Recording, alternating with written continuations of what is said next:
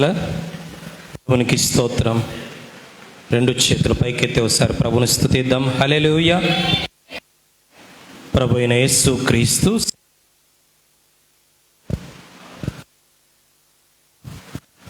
నామంలో ఈరోజు క్లాస్కి వచ్చిన మీ అందరికీ నా హృదయపూర్వక వందనాలు. ఈరోజు ఒక అద్భుతమైన సందేశం. క్రైస్తవుడు అనే వ్యక్తికి ఖచ్చితంగా ఈ లక్షణం ఉండాలి.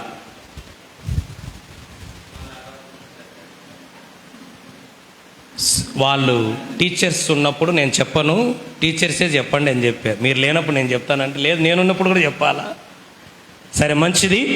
ఏదేమైనా ఈరోజు ఒక అద్భుతమైన పాఠాన్ని మనం ధ్యానం చేద్దాం. ఆత్మలు సంపాదించుట ఎట్లు? ఆత్మలను సంపాదించుట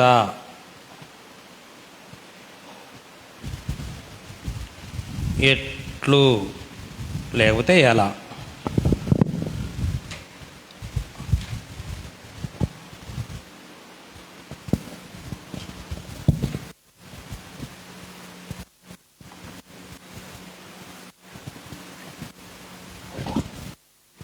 చెప్దాం ఒకసారి. రెండు చేతులు పైకెత్తి హల్లెలూయా. మరొకసారి యేసు క్రీస్తు నామములో ఈరోజు క్లాస్కు మిమ్మల్ని అందరినీ ఆహ్వానిస్తున్నాను. ఈరోజు అంశం ఏంటంటే ఆత్మలు సంపాదించుట ఎట్లు. దాంట్లో కొన్ని విషయాలు ఉంటాయి. ఆత్మలు అనగా ఎవరు? ఆత్మలు ఎందుకు సంపాదించాలి? ఆత్మలు సంపాదించు వారెవరు?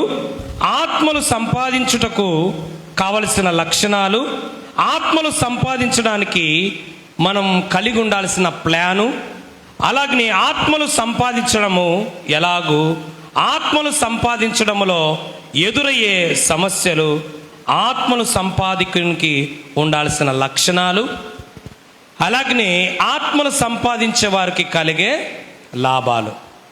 ఈ 9 విషయాలు చెప్తాను, జాగ్రత్త వినండి. మంచిది. ఊరికి జస్ట్ మీకు ఇంట్రడక్షన్ మాత్రం చెప్పాను. మరి ఈ సమయంలో ధ్యానం చేసి ఆత్మలు సంపాదించుట ఎట్లు చెప్పండి అందరూ.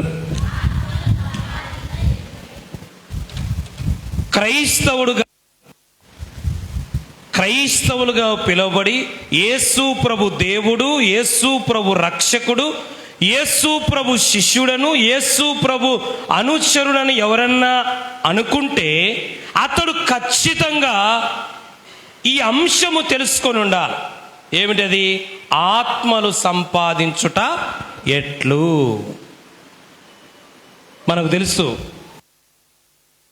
డబ్బు సంపాదించడము ఎలాగూ.